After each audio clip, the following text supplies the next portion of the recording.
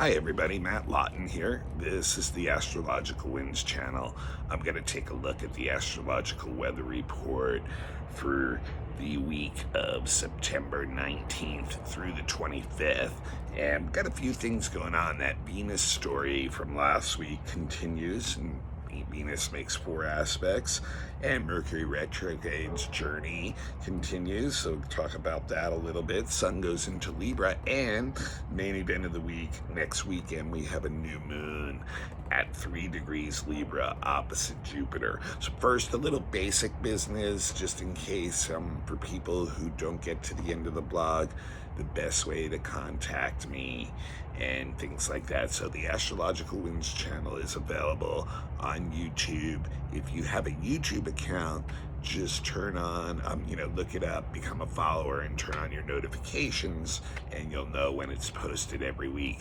It is also available on all kinds of podcasts. I do the video, it's just a shoot of me, mainly, so not really necessary to see the video.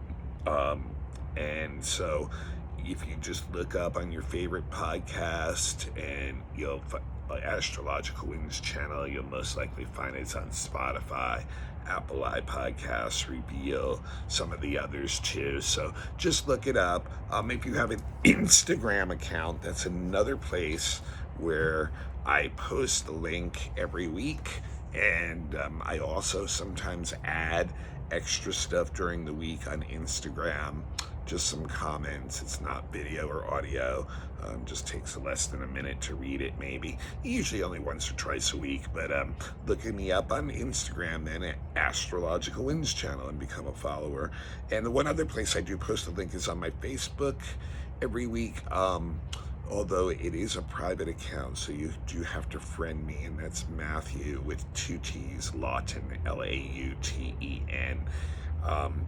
And otherwise, best way that you guys can help me out is to pass the link along. It is a free service, so if you could pass the link to somebody you know as soon as you're done today that might even be interested in it, that would be great.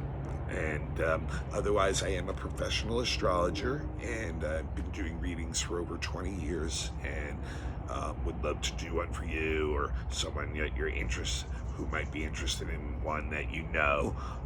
Best way to contact me about that and set that up is through my email, and that is matthue823@gmail.com. That's matthue823@gmail.com. All right. Remember now, if you are not familiar with astrology terms and language, when you're listening to the blog, what you want to focus on is not the astrological language I'm talking, but the interpretation of it, and so that you know that the energy that's going on this week in a general way, and the best way for you to use it. Don't get caught up on the lingo of the astrology and miss the point, is my point. And of course, I do mention the astrology for many of you who I know follow the blog that do know some astrology and are interested in knowing why I'm saying what I'm saying. So just that's the one point I like to remind people. And of course, everybody's going to experience these things in a different way. Remember that our free will is part of the equation. So the energy's out there, but what we decide within that framework of the energy is really the way it's going to manifest to us. Not to mention that we all also have our own transits going on every day too. And so that also affects the way we have the energy experienced. So, all right, so like last week, remember I talked a lot about Venus and the journey Venus was having, and it got on the midpoint of the Pluto-Eris square, and it also squared Mars and it also had a nice trine to the North Node, but I had noted that there would be, probably a lot of underlying tension and change and transformation going in through relationships. And of course, having Mercury retrograde at the same time would make it, even a little bit more challenging. And that, if there was one thing that was going on, it was like instability within relationships, therefore creating some kind of tension underneath. And the way that, that can be dealt with was, adjusting to those relationships, maybe some of them, needing more separation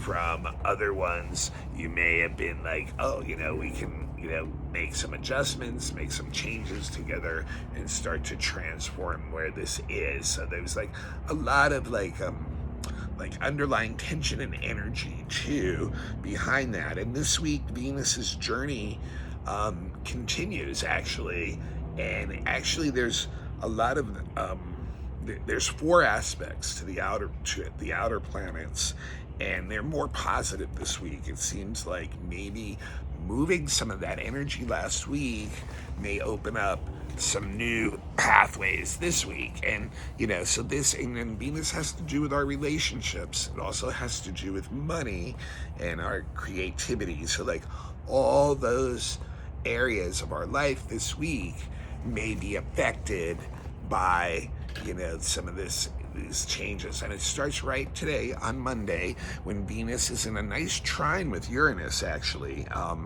and that is like wanting to bring in new experiences into relationships, wanting to connect with new people, and when that occurs, there's this excitement and stimulation that starts to get us like, jazzed up about like, life in general, and just really is, gets us in a stimulated mood and wanting to make those connections with others. There can also be a lot of interest in new art forms, maybe new ideas that came into your artistic visions, or just exposure to new or different art forms that maybe are not your normal thing that you spend time with, but like for some reason have really kind of like stimulated you at this point.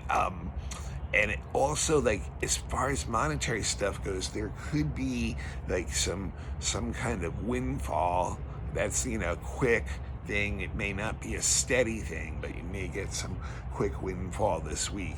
But within the, it really plays out mainly within the context of relationships, and really brings a lot of excitement, but also very short term many times. It's like these short term connections that you make that were meant to be to bring you some information, stimulation, new experience, and widens your vision of like the way things can be within the context of relationships. But what's interesting is the very next day, tomorrow, Tuesday, there is a quincunx to Saturn, which shows that, once again, just like last week, there's some issues that underlie some of this stuff in relationships these days, and some of it may have to do with our own, what we feel we deserve. What Venus and Saturn in a quincunx is saying is like, are we like feeling worthy enough of within ourselves to get what we really deserve out of relationships, or are we just sacrificing and serving and like putting ourselves almost like in a subordinate position in relationships because for some reason we're running some program underneath that's saying, oh, I don't quite deserve this or that, or this connection or that. So this is something that can really make us take a step back. What's kind of interesting about it too, because obviously it's Venus and it's obviously Saturn, Uranus one day and Saturn the next day, and we know Saturn and Uranus are in that square together that they've been in for 2 years. So it's like once again showing like the structure of the way we normally do relationships is under question, and yet there seems to be like some exciting new ways that can change, but it requires like letting go of some of these old ideas within ourselves that hold us back. And the Venus Saturn thing shows it can have a lot to do with self-worth type issues, like, do I really deserve this? And it can be the same thing with money, and it can be the same thing with our own creativity. But we're tapping into that on the Uranus side in a very flowing positive way. So there seems to be some enticement to us right now that things could be moving in a positive new direction. But Saturn is still in this quincunx, is reminding us that we still are needing to deal with some of our shadowy stuff with that.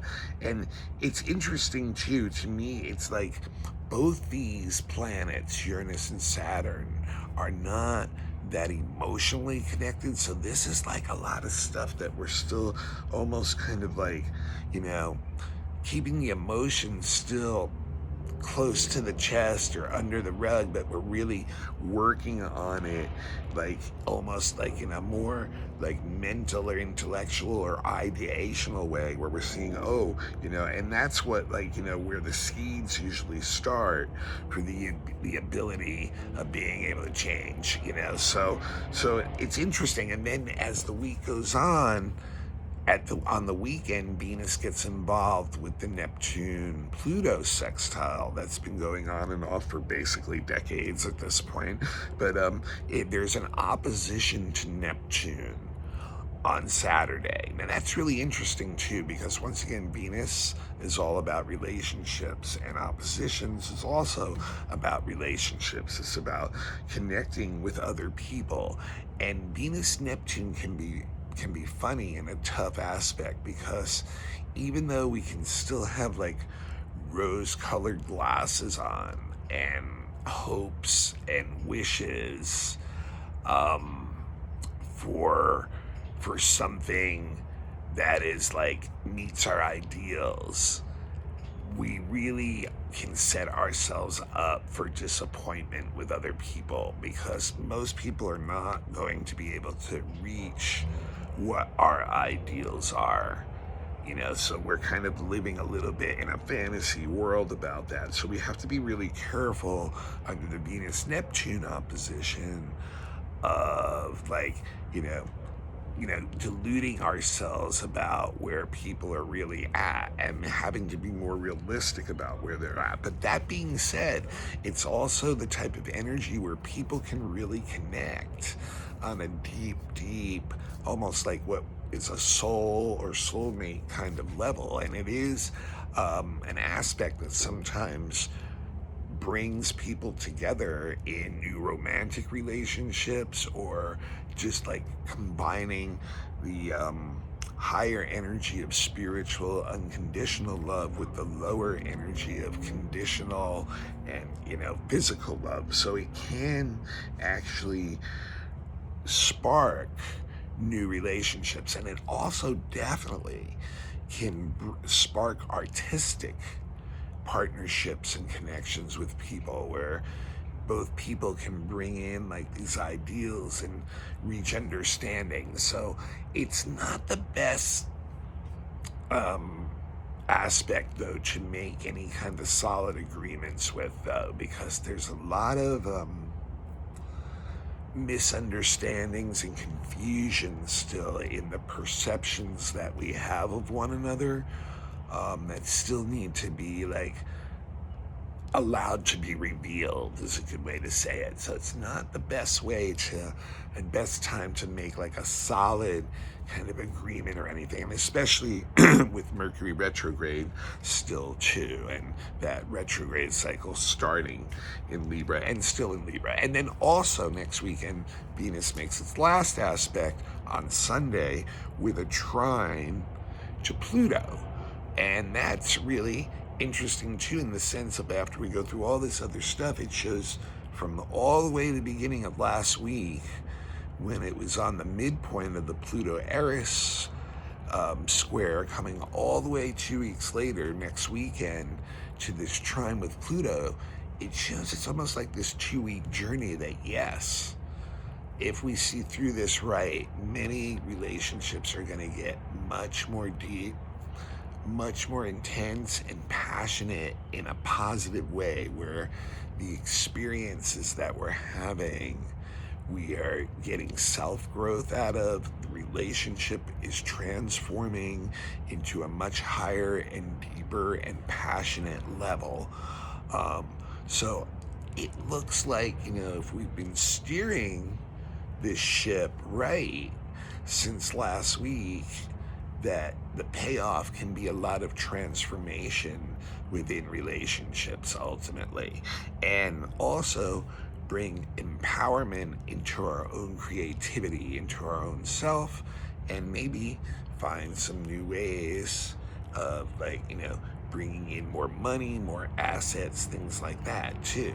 So, like I even said last week, it's not an easy current to go upon, but if we can accept that changes are occurring and deepening certain relationships and maybe having to move certain relationships out, that it can create a lot of new energy for us and bring a lot of positive change. So the Venus trine Pluto at the end of all this really shows that can be a strong possibility. Now, back to Mercury retrograde. What's it doing this week? It's interesting. It's actually on the midpoint at the beginning of this week. It's on the midpoint of the Saturn-Uranus square. It's sesquiquadrate both of those guys, and this can be kind of agitating energy. It can get us into what I would call a battle of wills and wits and things like that with others that can feel restrictive at times. It almost feels like the ones that we're having that battle with are somehow representing a way of trying to hold us back or hold us down. So we kind of revolt against that, and it is an aspect of separations and goodbyes, and that could be either just temporary ones with people you've been with, or it could be recently, or it can be more permanent ones if it has to do with some of that relationship stuff that maybe what was people that you just I need to move forward from where this person's at. So it can show some separation energy. But this is also the week that the Sun and Mercury have their inferior conjunction. That is the conjunction that they have while Mercury is retrograde. And that is next weekend. And this is when we go really inner. This is the deepest inner part of the Mercury retrograde cycle, when what I call there's a lot of mental chewing going on inside ourselves about the energy. So we have a very subjective viewpoint when Sun and Mercury are together, and if it's when it's the inferior conjunction, most of that stays inside of us. It's Mercury retrograde, and we're really chewing it over inside our own mind quietly. So we have a lot of very subjective thoughts. The way we're looking at things is very subjective. not a lot of detachment. May get some, new inner understandings out of that we can use as a springboard to start new things, to maybe even start create new plans, things like that. But there's a restlessness to the mind too during that transit, and we're very, very involved in our own way of looking and seeing and doing things in that transit. But when it's the inferior conjunction, it stays within. When it's a superior conjunction, we want to communicate it out, and it can be very subjective communications. But this is more like just chewing that stuff over ourselves. And then the next day, that actually happens at 1 degree of Libra, the conjunction, of the Sun and Mercury retrograde. And then the very next day, Mercury backtracks into Virgo, where it is naturally very strong, where it's in rulership and exaltation. But also now all that stuff that we've been learning about the relationships from Mercury when retrograde in Libra, once again, we're going to bring it back into our own selves more. And we're going to kind of start to try to figure out what it actually really means to us, kind of get into a more detached way of looking at it, but also a judgment way of looking, what's good for me, what's not good for me, that kind of thing. And then just try to, work on the details inside of ourselves is really what is going to go on. And remember, Mercury's going to backtrack all the way to about 24 degrees of Virgo. So it's going to stay in Virgo the rest of the Mercury retrograde period, which is till October 1st, second area.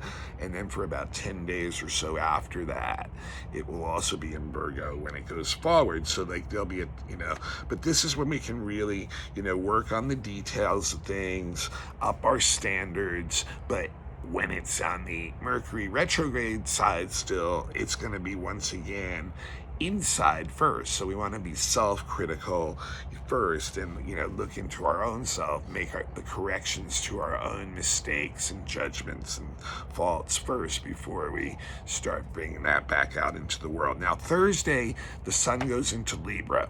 So this is where the Sun moves from the personal side of the zodiac, the first 6 signs, into the 7th sign, into the relationship side of the zodiac. And this is where we start to learn the next 6 months, but in particular in Libra, but starting in the next month, over the next month, about ourselves much more through the reflection of others, through relationships. So this is a time where we want to make more connections with others because we're learning about ourselves ultimately through relationships. And Libra is a sweet sign. So people, get into a more harmonious, more friendly, more charming, more receptive way when they're out there socializing and stuff. And it's also a great time for beautification projects. We really can have our artistic side gets stimulated now. So your home or your office or your surroundings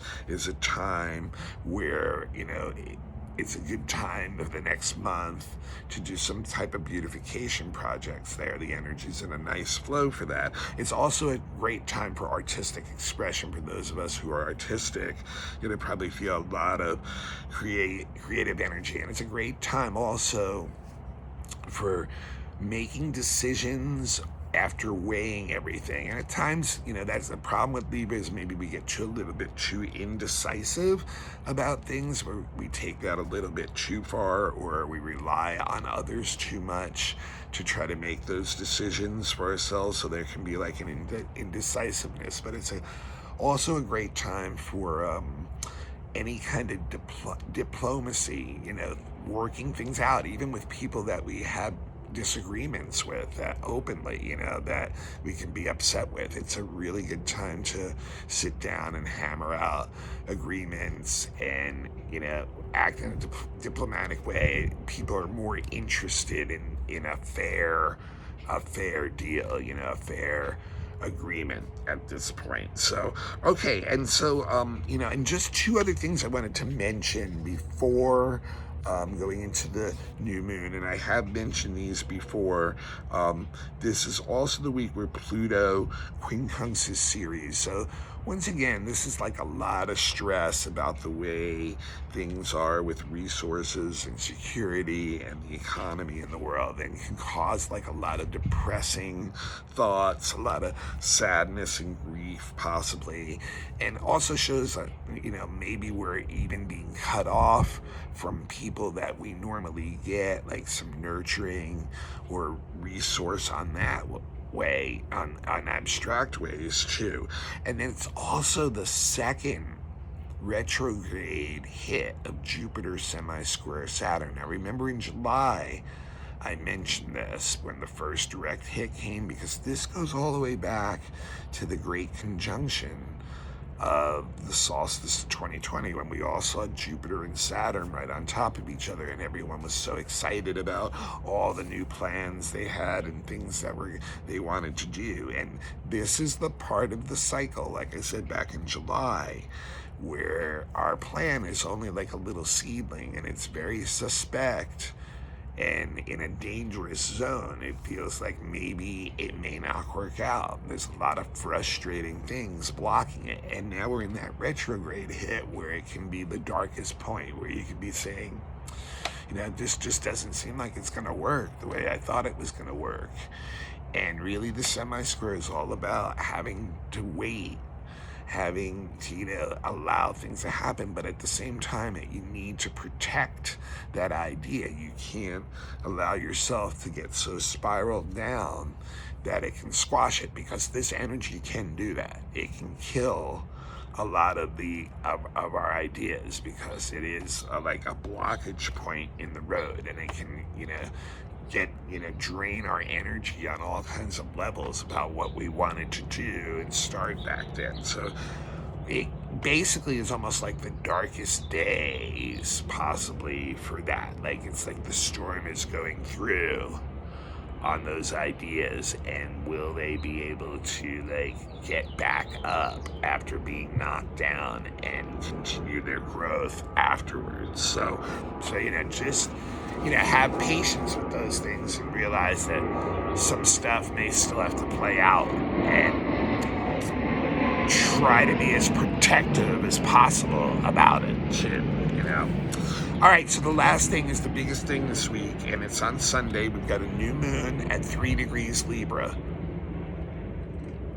very early in the sign, and it's also opposite Jupiter. And what does the moon in Libra want? The moon in Libra wants connection. It wants to communicate with others. It wants to create a connection with others. It wants rapport with others. And it doesn't really matter whether you're in good terms with those others or in bad terms. It wants to make that connection. That's how the moon in Libra gets security. It's through connecting with others and trying to find some common ground so that everybody feels good about what they're getting.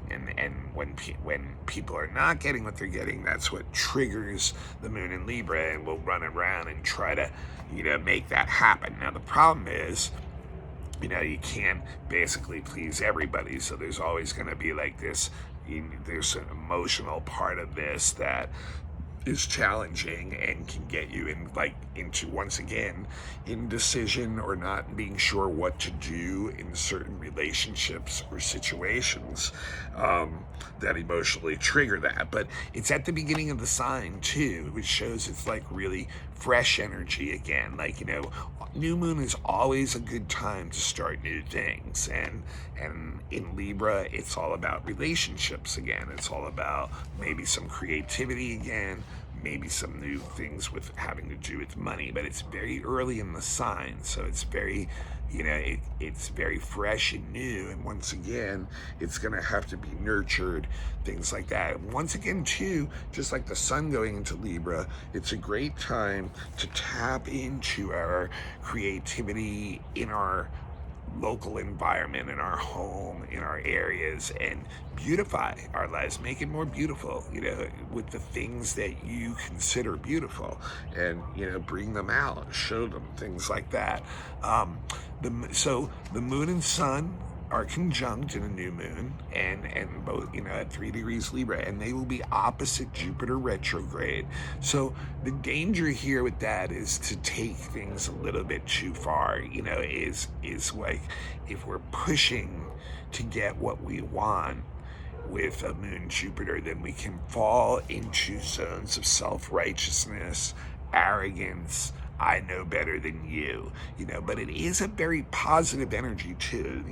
Moon, Sun opposite Jupiter is very optimistic, to the point of exuberance, to the point of being overly optimistic, to the point of maybe taking too many risks and chances. So that's what we really need to make sure of, that we kind of keep that a little bit disciplined. We want to keep that optimistic attitude for sure. We want to bring more stuff in. Jupiter always wants us to bring more stuff in. And in Libra, the new moon, it's about, like I said, relationships, money, creativity. But do we go past a tipping point with Jupiter where we get arrogant and self-righteous, especially with Jupiter in Aries too? We have to be really careful about that. So there's a lot of things where we can overestimate our resources, our time, our commitments, things like that, where we really want to, and then end up damaging relationships instead. So we really need some self-discipline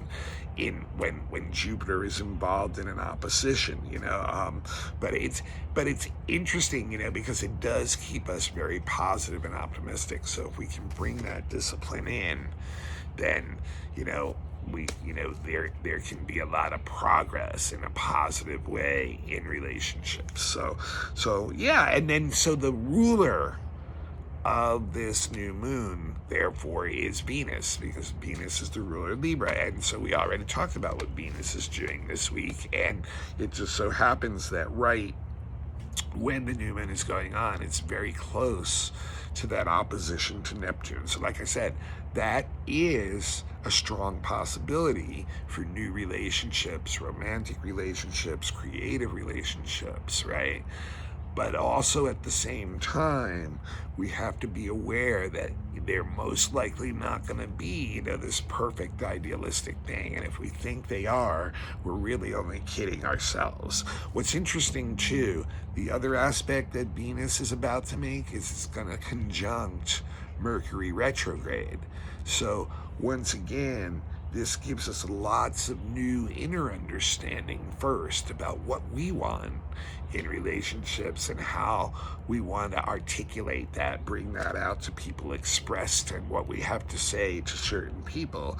And it's definitely a unifying kind of energy, the Mercury-Venus conjunction, especially in Libra, or well, actually it's going to be in Virgo, but it brings people together and in this light-hearted way where they want to express their feelings with one another. So if we can get beyond the Mercury retrograde part of it, it is a point where we can make really good, deeper connections with communications with others. It's also good for, once again, business ideas too. And I think maybe more still on the idea level rather than pushing it out still with the Mercury retrograde, but it can help us figure out ways to do that. And also on the artistic side, words being used in art is always a great thing with Mercury and Venus. So, poetry, lyrical stuff, storytelling, writing, all that kind of stuff is benefited by Mercury, Venus. So there is, so once again, it's showing that, and then we know the Venus is also going to be trining the Pluto. So once again, showing there is a lot of possibility within the framework of relationships, this new moon, just like the Venus's journey this week. But I think the Mercury retrograde, it's still a lot of stuff that we have to go through inside and work out inside first before we can really bring it completely outside. But look in your chart where 3 degrees Libra is, and whatever house that is falling in, that's where you're going to see that new moon energy kick in. So, and then if you have any planets that are at 2 or 3 or 4 degrees in your chart, then they're going to be aspecting that new moon tightly, and they will also flavor the energy of how you experience that new moon energy. All right, I've gone a long time. This is Matt Lawton. This is the Astrological Winds channel. This is a free service. It's available on YouTube every week. If you have a YouTube account, become a follower and turn on your notifications, and you'll know when the blog posts every week. It is only a video with me usually, or maybe a chart right now, so there's really no reason to see it. If you are into podcasts and you have more time for just listening, it is available on all kinds of podcasts. You just have to look up Astrological Winds channel. I know it's on Spotify. It's distributed out through Buzzsprout through up to about 20 different podcasts. So just look it up.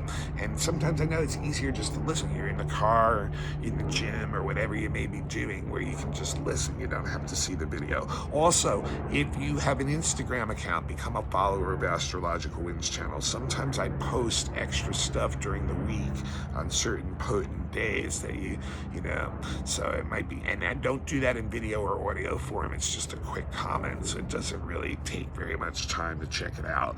And one other place I do post the link is on Facebook, but my account is private, so you have to friend me first.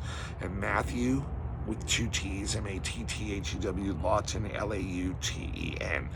This is a free service. Please, please, please. The best thing you guys can do for me is to pass the link on as soon as you sign off today to someone who might be interested in it. I get it, might not vibe with everyone, but this is the best way you guys can help me out besides getting a reading. If you need a reading, from a professional astrologer, I've been giving readings for 20 years.